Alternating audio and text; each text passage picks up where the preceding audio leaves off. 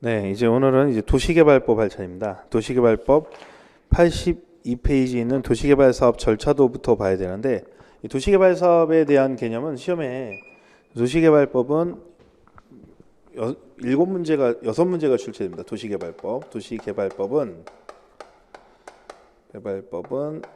6문항이 출제가 돼요. 문항이 출제가 되고, 그 중에서 우리가 이제 3개 정도를 목표로 합니다. 3개 정도를 목표로 하고, 여기 있는 내용만 지금 수업 시간에 하는 내용만 잘 들으시면 3개는 충분히 확보할 수가 있어요. 가장 어려운 법이라고 해서 학생들이 제일 싫어하는 법인데 원리를 좀 이해하시면 돼요. 이제 먼저 첫 시간에는 그래도 어느 정도의 그 OX 문제를 설명하기 위해서 기본적인 내용이 정리가 된 상태에서 하는 게 훨씬 유리하거든요. 그래서 정리를 한번 해드리면요. 우리가 기본적으로 도시 개발이라는 건 없는 걸 개발하는 걸 만드는 걸 개발이라고 하죠. 그럼 예를 들어서요. 자, 기존의 도시가 있어요. 기존의 도시가 있는데 인구가 점점 많아지죠. 그럼 아파트 가격이 뭐야? 상승하잖아요. 상승하는데 이제 예를 들어서 3억짜리가 5억짜리가 됐어요. 더 계속 올라가려고 그래요. 수요는 많은데 공급은 뭐야? 턱없이 부족한 거예요. 왜? 더 지을 땅이 없는 거죠. 사람들은 이제 신혼부부가 결혼할 때 집값이 택턱 뛰니까 뭐야? 너무 힘든 거예요. 그래서 나는 이 사람들이 구매할 수 있는 것은 주택이라는 게 선호한다고 해서 우리 음식같이 뭐야? 맛집처럼 잠깐 갈 수 있는 게 아니잖아. 워낙 비싸니까. 그래서 나는 한 3억 정도에 지을 수 있는 집에 한 2억이나 뭐 이렇게 전세로 들어가고 싶어. 근데 이제 그런 부분에 대한 수요가 있는데 여기 공급을 못 하니까 여기는 이제 보통 아파트 가격 형성됐을 때 지금 5억이라고 하면 여러분들 알다시피 아파트의 가격은 서울에 있는 아파트나 지방에 있는 아파트나 그 사이즈나 뭐 이런 것들이 틀린 게 아니라 땅값이 다르기 때문에 어떤 아파트가 3억에서 5억이 떴다는 거 원래 그 아파트 가격은 건물 가격은 뭐야? 1억. 토지 가격이 뭐야? 3억이었어. 2억이었어요. 근데 시간이 지나면 아파트는 낡아버리잖아요. 그러니까 사실은 건물 가격이 오히려 떨어졌다고 보는데 그냥 변함없이 1억이라고 치고 토지의 가격은 그쵸? 4억이 된 거예요. 땅값이 올랐기 때문에 아파트 가격이 상승했다고 볼 수가 있는 거죠. 그래서 이걸 갖다 이제 대체재를 공급하면 좀 떨어지지 않겠어요? 그래서 주변에 보니까 도시 주변에 땅이 없었는데 여기 주변에 이제 외곽에 그린벨트가 하나 있었어요. 그린벨트. 그린벨트를 해제해서 용지를 공급해 보자. 이렇게 할 수가 있겠죠. 그래서 여기 갖다 대체재라고 하는데 여기 원주민들이 이제 살고 있었겠죠. 시골이라고 해서 A, B, C, D, E. 그래서 여기는 도시는 이제 보통 이제 주거지역, 상업지역, 공업지역, 녹지지역이 있을 거고 여기는 뭐 녹지지역이 일부 포함될 수도 있고 뭐 관리지역이 있을 수도 있어요. 근데 여기를 이제 신도시를 개발한다고 구역을 지정하는 거예요. 도시개발구역으로 지정합니다. 이제 도시개발구역 지정하는 거예요.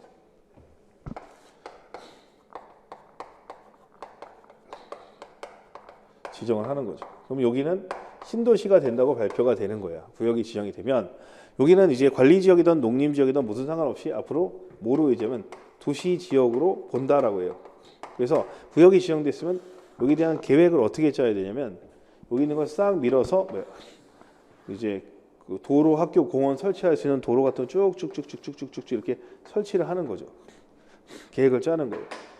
그래서 이렇게 해서 용지를 갖다가 만들어서 뭐 학교 용지는 교육청한테 팔고 그 다음에 이제 이거는 아파트 용지는 건설사한테 팔고 그렇죠? 여기 뭐 상가 용지는 뭐야? 상업에서 주거지역, 상업지역, 공업지역, 녹지지역, 공원들 만들게 되는 거죠. 도로나 기반시설 갖춰서 이게 도시개발 사업이라고 하는 겁니다. 이 도시개발 사업을 하는데 이 방식이 두 가지가 있어요. 방식이 그게 이제 사람들한테 다 나가라고 하는 수용 방식이 있고요. 기다려라고 하는 판지 방식이 있어요. 보통 이제 수용은 토지를 집단으로 조성할 때 보통 수용을 하고요. 환지 같은 경우는 도심을 보통 정비하거나 지가가 너무 높아서 환지하겠네. 그래서 환지거든요. 그랬을 때 도시를 정리하려고 할 때 환지를 하는데 수용 방식으로 가는 경우에는 그냥 여기 있었던 사람들 다 내쫓아요. 내쫓은 다음에 이 사람들한테 이제 구역을 지정해서 와가지고 뭡니까? 토지 감정표가 감정해서 가격을 산정해서 내쫓고 토지 가격을 주고 토목을 쳐요. 그럼 여기다 평당에 의해서 보상금이 100만 원이었다. 이주비랑 다 보상해주고 다 내쫓았어. 평균 보상률이. 그래서 이제 100만 원에 의해서 총 들어간 돈이 뭐 100억이다. 100억? 1000억이야. 1000억으로 하게. 1000억 주고 다 내쫓았어. 그다음에 이걸 다 이제 내쫓은 상태에서 토지가 이렇게 조성이 됐잖아요. 근데 여기 들어가는 게 1,000억 보상금 들어가고 토목공사, 뭐 하부에 상하수도 다 깔고 아파트 지을 수 있는 땅으로 만들고 도로 다 따랐어. 근데 3,000억이 들어갔어요. 그럼 3,000억이 들어갔으면 원가가 4,000억이잖아요.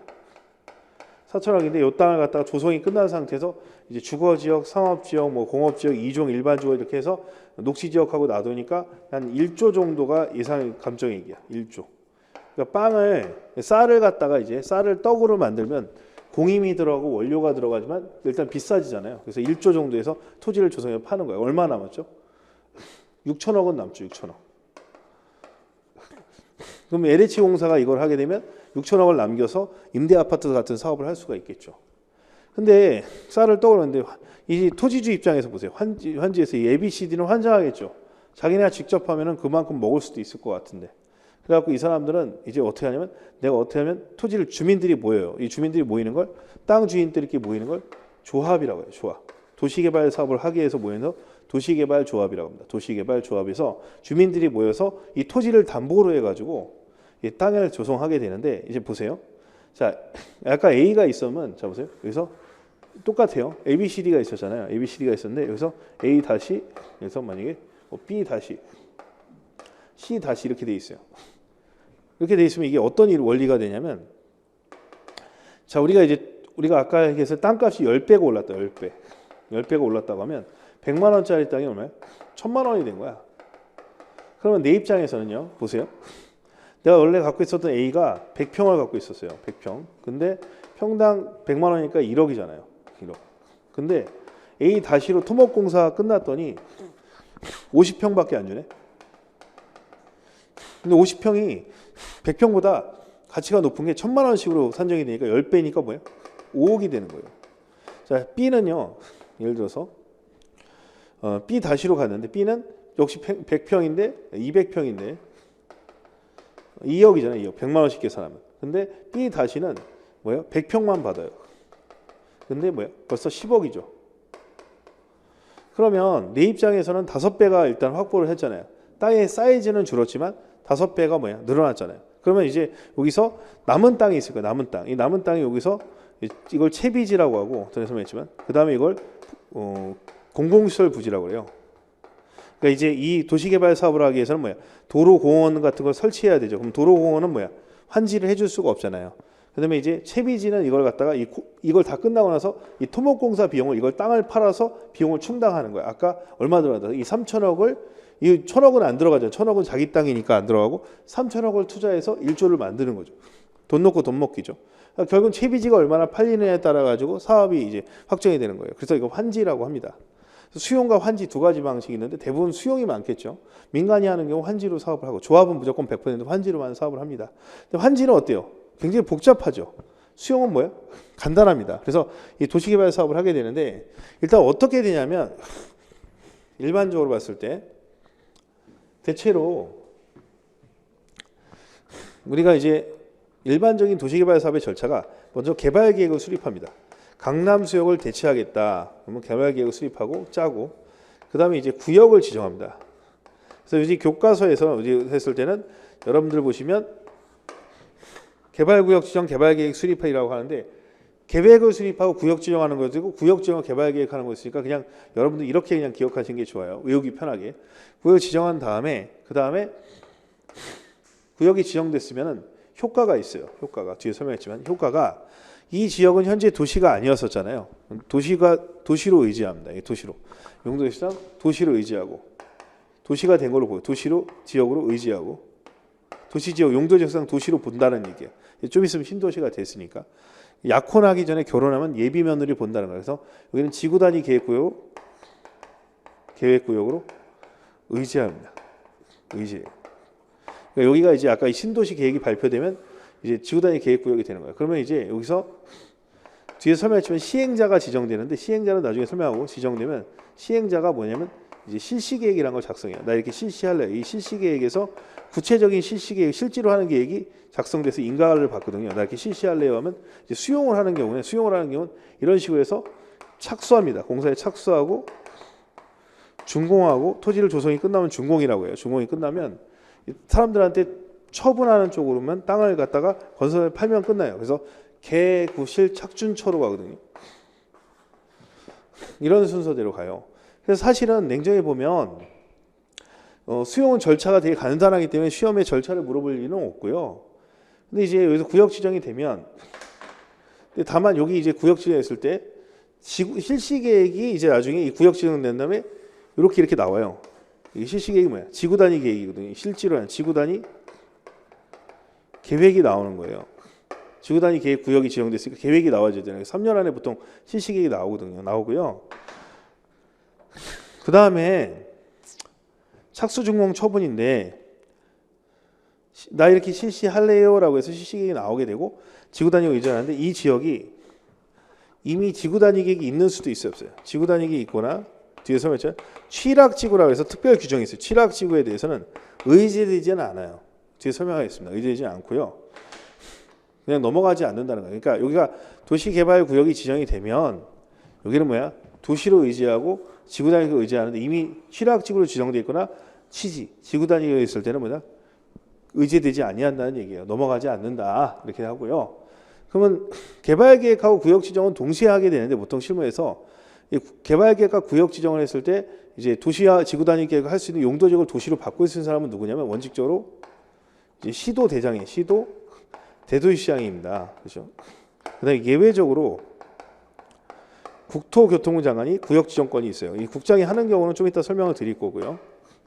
그럼 이제 구역이 지정되면 시행자를 갖다가 서울시가 정할 수도 있고 대도시가 정할 수 있고 국토교통을 지정하면 시행자를 지정하는 거야. 그래서 시행자는 공공사업 시행자랑 민간사업 시행자로 나눠지는데 공공은 그냥 국가나 그죠 지방자치단체나 또는 공공기관이 대표적인 게 어디 있어요?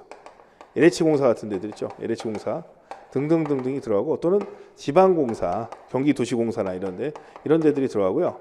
민간은 이제 뭐 토지 소유자의 모임인 조합. 그다음에 일반 건설사. 이 건설사를 능력 있는 자라고 능력자 이런 애들이 이제 보통 하게 돼요. 그 얘네들이 시행자가 지정되면 실시계획을 짜서 인가를 받으면 사업이 착수가 되는 거예요. 근데 이게 만약에 수용으로 가게 되면 이런 절차를 거치게 되고요. 이제 환지로 가게 되면 좀 복잡해요. 환지로 가게 되면 이 환지는 환지 계획이라는 걸 또 짜야 돼요. 왜 환지 계획을 왜 짜냐면 이 토지를 갖다가 자기가 어느 위치에 받느냐가 굉장히 중요하잖아요. 땅을 중심지에서 환지 계획을 짜서 이거 갖다가 이제 시장구수 구청장한테 인가를 받아요. 인가를 받고요. 그 다음에 이제 환지 계획에서 토지를 조성을 해요. 이렇게 해서 A는 A-, B는 B-, C는 C-로 이렇게 옮겨가는 거예요. 이렇게. 그래서 A는 A-, B는 B-, C는 C-로 옮겨가는 거죠. 아까 얘기했던 A, B, C, D가 뭐야? 바뀌게 되는 거죠. 됐죠? 예, 조성이 되면 A-, B-, C-로 하는 거예요. 그래서 거기서 이제 환지 계획을 짜서 다 끝나면은 토목공사 같으면 공사 완료되면 환지 처분이라는 거래요. 환지 처분은 뭐예요? 법률 규정에서 토지가 조성되면 A에게 A-를, B에게 B-를, C에게 C-를 나눠주는 거예요. 그러면 환지 처분된 다음 날 법률 규정에 서 그냥 정했어. 다음 날 A 이퀄 A 이퀄 A다 이렇게 B 이퀄 B다 이렇게 해서 소유권이 이전됩니다. 땅이 바뀌었으니까. 그다음에 청산하는 게 있는데 뒤에서 청산금이라는 게 청산금이 확정돼요. 왜냐면 이 청산금이라는 게 뭐냐면 이 토지를 갖다가 조성했을 때 100평에 1억을 받으면 50평 받아야 되는데 40평밖에 못 받았다. 어떻게 여러 가지 사정으로 해서. 그러면 이 사람은 나머지는 이제 땅으로 받는 게 돈으로 1억을 받으면 돼요. 어떤 놈은 여기는 100평 받아야 되잖아요. 근데 110평을 받았어.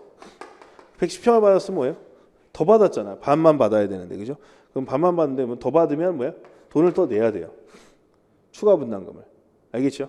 그래서 이렇게 해서 이제 청산을 하게 되는데 이건 청산금을 해서 주고받는 잔금 치르는 거예요. 아파트 잔금 치르. 그래서 하게 되고 이 환지 계획을 또 짜게 됩니다. 환지 계획을 짜고 중간에 이제 환지 계획의 인가를 받으면 오케이 하면 이제 공사를 시작하겠죠. 공사를 해서 완료해서 보고를 합니다. 보고하면 공사에서 준공검사를 해요. 담당의 준공을 하고 그다음에 다 끝나면 공사 완료 공고를 해요. 공고라는 건 공사가 다 끝났다고 알려주는 거예요. 그렇게 해서 나중에 다 끝나면 환지 처분을 하게 돼 있습니다.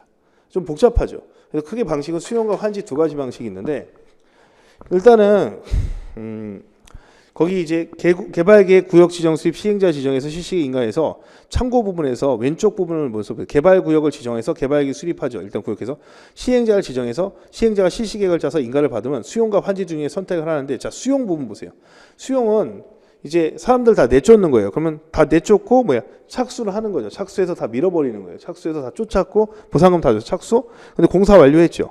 그럼 중호업 공사 완료됐다고 이제 보고를 하는 거야. 그 LH 공사. 그러면 공사 완료 가볼 거 아니야. 그러면 중호검사를 해보면 이제 중호검사 다음날 공고되면 다음날 해제된다는 게 뭐냐? 다음날 해제된다는 건 이제 딱 풀렸으니까 이제 풀렸다는 거. 풀려서 마음대로 이제 사람들이 처분을 할 수 있도록 한다 그 얘기고요. 환지는 좀 복잡하죠. 환지는 환지로 가니까 환지 계획을 짜요. 환지 계획이라는 건 뭐야? 토지를 나눠주는 계획을 짜는 거예요. 그래서 인가를 받습니다. 왜 인가를 받냐면 나중에 이게 분쟁이 생길 수가 있으니까 담당 공무원이나 담당 시청에서 그걸 가지고 있어야 돼. 인가를 받고 착수를 합니다. 그럼 공사 완료해서 공고됐죠? 공고됐으면 중호검사를 하는 거예요. 중호검사 했죠? 중호검사 끝났으니까 완료 공고가 끝났죠. 그러면 사람들한테 나눠주는데 환지 처분 공고를 하는 거예요. 나눠줬다. 그럼 환지 처분 공고된 다음날 소유권이 이전되고 소유권이 청사율이 확정되는 거죠. 다시 설명할 겁니다. 예. 그래서 환지를 하면은 뒤에 설명했지만 토지를 개별적으로 등기를 해야 되잖아요. 등기를 하는데 이게 공공이 사업을 했을 때는 촉탁을 하고요. 그다음에 촉탁 신청을 해서 14일 내에 등기가 들어오면 되는 겁니다. 그래서 등기가 생기고요. 근데 이제 거기까지 위에 거는 다 대충 설명하는데 외울 필요 없습니다. 근데 바로 밑으로 보면 이제 아까 개발계획 구역 지정 쭉 나와 있으면서 요 밑에 부분에 보면 시행자 지정에서 국가 지방자치단체 공공하고 정부 출연기관이라는 게 있어요. 뒤에서 지방공사, 그다음에 공동출자 범위는 영어로 컨소시엄이라고 그래서 민간하고 공공이 합작 투자하는데 모르셔도 돼요. 근데 거기 4번까지가 주로 공공으로 보고 4번, 5번, 6번, 7번을 갖다가 우리는 뭐라고 하냐면 이제 민간 사업자라고 보시면 돼요. 그럼 토지 소유자, 땅 주인, 조합, 법인 등록, 그렇죠? 부동산 개발업자, 능력 있는 자, 부동산 투자회사인데 외우실 필요 없습니다. 이런 거 외우는 게 아니고 이런 애들이 하는 거예요. 근데 이제 거기서 이제 4, 5, 6에서 4번 같은 경우에 좀 애매한 게 뭐냐면 공공하고 민간을 나누잖아요. 근데 만약에 지분이 컨소시엄인데 공공이 51%, 민간이 49%면 공공으로 보고 민간하고 공공에서 지분이 더 높은 쪽으로 선택을 해요. 근데 이제 그건 별로 중요하지 않고요. 민간 시행자의 제약은 구역 지정 제한했을 때 무슨 얘기냐면 뭐냐면 여러분들 구역을 그냥 지정하는 게 아니라 민간에서 구역을 했으면 좋겠어요라고 제안서를 갖다 구청에다 제출하게 돼 있어. 근데 혼자 제출해야 돼요? 아니면 3분의 2 동의를 받아요? 3분의 2 동의를 받아서 제출하게 돼 있어요. 우리가 옛날에 지구 다니기에서 계지 있었죠. 그래서 그 3분의 2가 그 3분의 2예요. 수용 시에 조합은 토지를 수용 못하지만 민간은 토지 수용할 수 있거든요. 토지 소유자. 면적의 3분의 1을 소유하고 소유자 2분의 1 동의를 받아야 돼요. 여기다 LHX라고 합니다. LH는 동의 없이도 토지 수용권이 발생합니다. 믿으니까. 그 다음에 토지 상환 채권이라 그래서 이게 뒤에 설명합니다. 다. 수용을 할 때 원주민 중에서 나는 돈 보상금도 중요하지만 땅으로 받고 싶다 그러면 나중에 통업공사 끝나서 땅으로 주는 종이를 하나 주게 되는데 그 종이의 이름이 토지상환 채권이에요. 그 토지상환 채권을 줄 때 보험을 들어야 돼. LH는 보험을 안 드는데. 그 다음에 선수금이라는 게 뭐냐면 이 토목공사가 끝나고 나면 이제 토지가 조성이 되면 이렇게 될 거 아니에요. 이래 성형 전, 성형 후. 그러면 이 토지를 받으려는 건설사들이 많겠죠. 그랬을 때 민간 사업자가 토지를 수용했을 때는 선수금을 받으려면 공사의 10%를 진척해야지 받을 수가 있게 되어 있습니다. 그러니까 외우실 필요 없고요. 민간 시행자는 좀 제약이 좀 있다는 거 못 믿으니까. 그리고 거기 오른쪽에 조합이라는 게 있는데 이 사람들이 모여서 땅 주인들이 모여서 이 사업을 하는데 미래 가치를 보고 누군가 은행에서 돈을 투자할 거 아니야. 그러면 그걸 도시개발조합이라고 하는데 조합에 대해서 어떻게 사업을 하는지에 대한 내용이 나와 있고 이건 나중에 여러분들이 조합 설립에 대한 설명을 OX 문제 풀면서 끝나고 나면 이제 이 조합이 이런 거로구나 알 수가 있고요. 하여튼 땅 만들기 위해서 모임들이야. 돈 벌라고. 그 다음에 이제 참고 2에 보면 도시개발법상 숫자 관련 기준 정리라는 부분이 있어요. 뒤에 설명을 할 겁니다. 이것도. 그래서 이걸 한꺼번에 다 외우시지 않고 전체 정리가 하면은 이 내용이 뭔지 알 수가 있게 됩니다. 알겠죠? 네. 그래서 숫자의 경우 참고 2, 참고 3은 여러분들이 강의 끝나고 나면 이 내용 전체가 도시개발법이 끝나고 나면 암기사항으로 정리해 놓으시면 되겠고요. 그 다음에 이제 83페이지에 보면은 도시개발구역의 지정이라고 되어 있는데 여기서 이제 하나씩 설명을 합니다. 여러분한테 이제 설명할 때 일단 구역을 지정할 때 도시개발구역을 지정할 때 원칙적으로 시도대장이 지정하고 예적 국토교통장관이 신도시 개발구역을 지정하게 됩니다. 근데 일반적으로 보세요, 여러분들. 제가 아까 개발계획을 하고 구역 지정을 하고 그다음에 실시계획인가 신청을 합니다. 신청을 하게 되는데 이게 이제 일반적인 원칙이에요. 근데 여기서 이제 문제가 되는 게 구역 지정의 해제 의제라는 게 있어요. 뒤에 설명했지만 해제 의제라는 게 있는데 이제 구역이 지정되고 나서 3년 안에 실시계획 신청이 나와야 돼요. 왜? 이 3년 안에 지구 단위 계획이 나와줘야 되거든요. 그러면 토지주들은 계속 기다리고 있잖아요. 어떻게 개발되면 그 다음날 해제되고 용도적이 환원됩니다. 제가 설명하겠지만 그런데 주의할 건 뭐냐면 안 나오니까 근데 대부분 개발계획 구역 실시간 신청을 하지만 구역을 먼저 지정해놓고 개발계획을 하고 실시간 신청을 하는 경우가 더 많다는 거예요. 왜? 개발계획이 소문나면은 뭐예요? 동네에 개발된다는 주문에서 부동산 투기가 일어나니까. 그래서 구역 지정 개발계획 실시간 신청을 하는 경우가 시험 문제가 나와요. 그랬을 때 이때는 참고로 아셔야 될 건 구역이 지정되고 나서 규제가 들어가거든요. 2년 안에 개발계획이 나오지 않으면 그 다음날 해제되고 환원됩니다. 해제되고 환원된다는 건 뭐냐면 이 지구 단위 계획을 묶었고 도시로 했던 부분이 원상태로 풀린다는 얘기예요. 그 다음에 개발계획이 나와서 3년 안에 실시간 신청이 안 나면 해제되고 환원됩니다.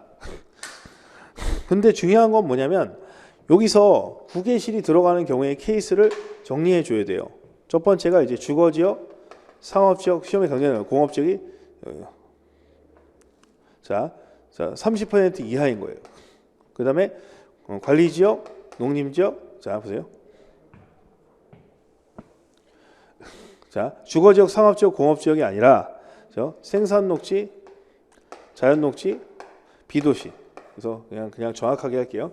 자연녹지, 생산녹지, 비도시. 비도시는 전체에서 뭐예요? 여기서 이 구성되어 있어요. 비도시랑 관리지역 농림 자연환경보전입니다. 그 다음에 중앙행정기관장이 공모하는 지역하고 이런 지역이 뭐야? 구역을 지정해 개발계획합니다. 그래서 주거지역에 도시개발구역을 지정할 때는 도시개발구역을 지정 후에 개발계획 수립할 수 있다. 이게 틀린 겁니다. 어떤 거냐? 자, 어떤 경우에 이제 구역을 지정해 개발계획 공모하는 지역, 공모가 90일이죠. 90일. 그 다음에 생산녹지, 도시 외지역, 자연녹지. 근데 주거지역, 상업지역 30% 이하, 국장이 균형 발전을 위해서 자연환경보전 제한 지역에 대해서는 구역을 지정하면 개구실, 구계실이 됩니다. 이거 굉장히 시험에 많이 나오는 부분이죠. 됐어요? 그 다음에 2번 지정권자가 환지 방식으로 개발계획을 수립하려면 사업 대상 토지 면적의 3분의 1 소유자의 2분의 1의 동의를 받는 면소 3분의 2분의 1은 패턴인데요. 수용으로 갈 때는 바로 보상금을 주기 때문에 문제가 안 되지만 환지로 했을 때는 뭐야? 바로 보상금을 주지 않기 때문에 이 환지를 할 때는 동의를 받아야 됩니다. 그래서 면소 3분의 2분의 1이죠. 그 다음에 3번 국가가 도시개발 사업의 시행자인 경우 환지 방식의 사업에 대한 개발계획을 수립하려면 토지 소유자의 동의를 받아야 된다고 하는데 여러분 알다시피 국가는 동의를 받을 필요가 없습니다. 믿으니까 라고 합니다. 그 다음에 이제 동의를 받을 때 이제 동의 요건인데 집합 건물의 소유에 관련한 법률이 주로 아파트 같은 것들을 얘기하는 거예요. 아파트 같은 건물에서 구분 소유자는 대표 구분 소유자 1명, 그 동대표 1명을 갖다가 토지 사유로 보고 도장을 받는 게 아니라 각각 101호, 103호, 104호 각각을 한 사람의 한 표로 계산하게 돼 있어요. 그래서 각각을 하게 되니까 틀렸습니다. 그 다음에 도시개발구역의 토지 면적을 산정하는 경우에 여기 일부 국유지가 끼어 들어갈 수 있는데 국유지도 포함돼서 계산합니다. 그래서 X표가 되겠죠. 예. 그 다음에 6번에 보시면은 개발계획의 변경 시 도시개발계획을 변경할 수 있거든요. 그러면 요청받기 전에 도시개발 사업을 하겠다고 요청받기 전에 동의를 철회했어요. 전에 철회했을 때는 우리가 물건을 샀을 때 환불을 하거나 뭐야 안 산다고 할 수도 있잖아요. 그럼 마찬가지로 전에 철회했을 때는 동의자 수에서 빠지게 돼 있습니다.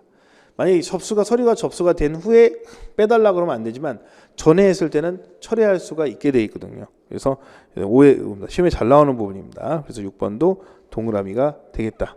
그 다음에 7번에 가면요. 개발계획 변경을 요청받은 후부터 개발계획 변경되기 전까지 사이에 개발 요청에서 토지 소유자가 변경된 경우에 그러면은 자 변경 요청받아서 서류가 들어갔죠. 그 다음에 소유자가 뭐야?